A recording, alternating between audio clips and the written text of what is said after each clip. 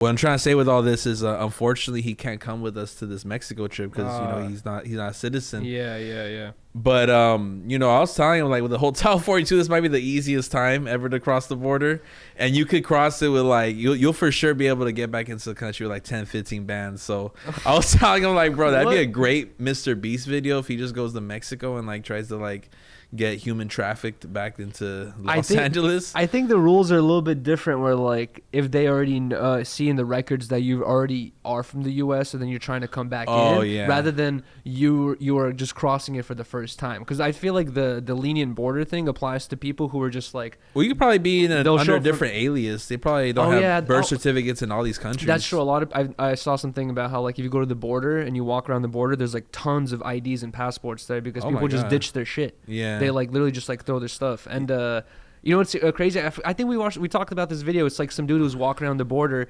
with the guard or like some security guy, and they're looking at the floor. There's all these IDs and passports and all this stuff, like important fucking identification shit. And then he's like that's not the only thing. He's like, there's tons of money out here, bro. He's like, there's euros, there's Russian money, there's fucking rupees and shit Indian from India money. Yeah, exactly. Yeah. And then he's like walking around and he's literally picking up like pounds, you know what I mean, like a pound coins, which is like $1.10, $1.20. We saw the same fucking what's that fool's name? Go on, I'm sorry. But I was gonna say like the dude in the video asked them, he's like, why are they throwing their money away? You would expect money to be kind of important, but he said like, nah, they'll throw their identification away, but if you have euros in your pocket, they're gonna be like, oh, you're probably from Europe. Peter Santinello, he made that video. Yeah, Peter Santinello. I saw that same video at the border. Yeah. Bro, that shit's so interesting because I would have never thought. Like, they're ditching their money, they're ditching their IDs, passports. Their whole identity. Fucking just to get in. Well, I told my homie, like, bro, if I were you, I would try it. I would try it. No, you wouldn't, bro. Yes, I will. There's a huge risk I swear to involved. God. I swear to God.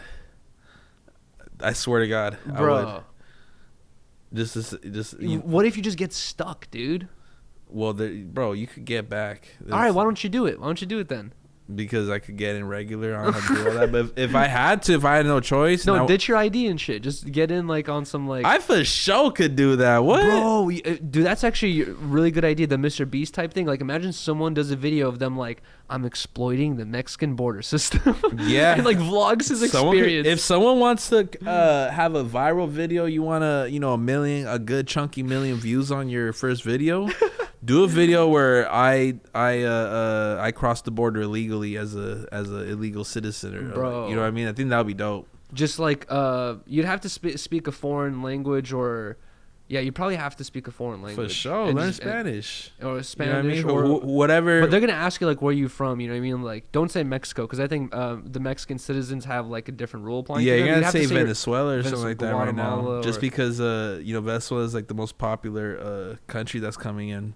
But yeah, no, that whole shit's just fucked up, bro. And yeah, you really don't and like I said, I have a homie in Mexico City who like more or less does like the same thing that I do. He's a creative individual. He has a popping platform. He got like 60K on Instagram in Mexico though. Yeah. Oh, fire. Yeah, he got a popping YouTube channel, hundreds, thousands of views, and like he just makes content. But it's like our lives are still so fucking different. I know. Down to the plumbing, down to like the whole. They gotta have those water towers in front, on top of everybody's house. Damn. And over there in Mexico too, like the water system's just so fucked up. Like you could never go to a restaurant and just get a cup of water. They don't do that. They'll give you a bottle.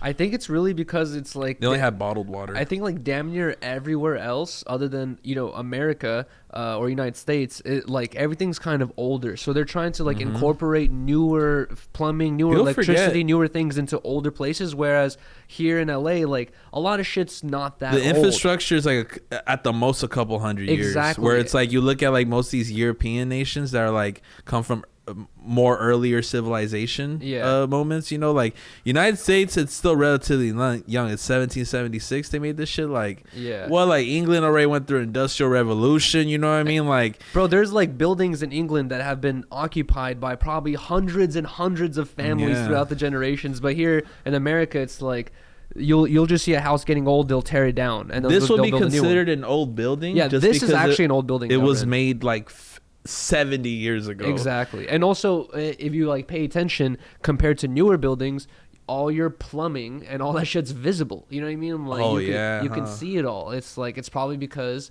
it wasn't designed for that originally. Now they had to incorporate it. You know what I mean, like or whatever. Oh, it's